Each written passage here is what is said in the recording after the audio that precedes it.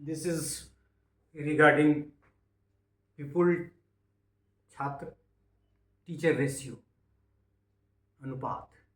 So section 3.3 pupil teacher ratio, that is PTR, is about the number of teachers in ratio of the number of students. Oh, no need to explain एक teacher पे कितना है student. और इस पे हमारा RT right to education वो भी कह रहा है कि 1:30 सबसे ज़्यादा हमारे ही राज्य में मतलब है रेशियो निगेटिव सेंस में, मतलब कि 1:39 वगैरह या 38 वगैरह कुछ था. हो सकता है कुछ घटा हुआ है, पॉइंट वगैरह हुए. So the pupil teacher ratio is about the number of teachers in ratio of the number of students. This PTR, pupil teacher ratio, is not a number only, but if it is proper, it facilitates student learning and improves teaching learning effectiveness. और ये एक pedagogy पे जितने research है या फिर teaching पे या टीचर एजुकेशन में जो रिसर्च है वो सब बता रहे हैं वर्ल्ड वाइड कि pupil teacher ratio has its bearing on the effectiveness of teaching and the quality of teacher, quality of education.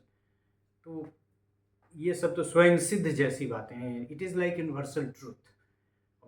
जितने भी डेवलप्ड कंट्रीज हैं उनके हायर एजुकेशन में भी बहुत कम का रेशियो है, 1:2, 3, 4.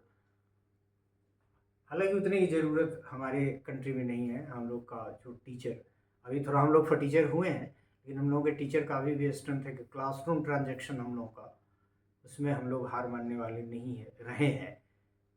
यंग जनरेशन को थोड़ा सा अपने को मोरली हाई करना पड़ेगा इस मामले में, तभी ना हम लोग फाइट करेंगे, तभी ना टीचर को कोई वैल्यू देगा. हम पढ़ाएंगे ही नहीं. So PTR has its bearing on a students achievement and lead to better outcomes. ये सब रिसर्च की बातें हैं. Referring pedagogical specialist, the framework states that a lower PTR has a large impact. मतलब यदि टीचर टॉट रेशियो कम होगा तो बच्चा ज़्यादा सीखेगा. ये तो कोई भी एक कंट्री साइड का आदमी भी बता देगा.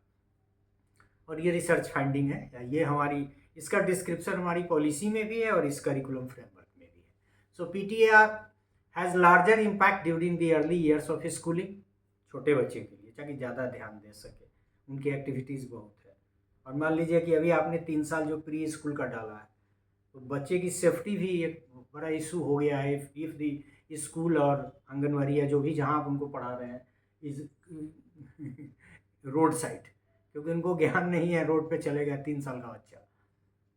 तो यहाँ कह रहा है कि ये जो रेशियो है आपका करिकुलम फ्रेमवर्क और आपकी पॉलिसी, नेशनल एजुकेशन पॉलिसी, दोनों कहती है कि ये लार्जर इम्पैक्ट है पीपल टीचर रेशियो का छोटे बच्चे के लिए, मतलब during the early years of schooling. The document advocates for regular appointment not temporary teachers. अब वो तो करेगा ही, लेकिन हमारे नेताजी लोग तो कुछ, उनकी भी मजबूरी है. अर्थ इतना मजबूत नहीं है, देश का मुफ्त में बांटना भी है, वोट भी लेना है, डिफरेंट पार्टीज़ हैं शिक्षा के. अभी देखिए कि आर्थिकी पे बहुत चर्चा हो रही है अखबारों में, लेकिन वो भी हम लोगों को समझना पड़ेगा टीचर. तो रेगुलर अपॉइंटमेंट को रिकमेंड कर रहा है, कह रहा है कि टेम्पोररी टीचर्स को अपॉइंट मत करिए. The framework claims that if PTR is improved through the appointment and professional development of appropriately qualified teacher, it is beneficial. It will go towards the quality of education. It is saying कि PTR का role है और regular teacher का role. Improved PTR along with proper infrastructure and teachers academic and pedagogical capacity may be advantageous for teaching learning process.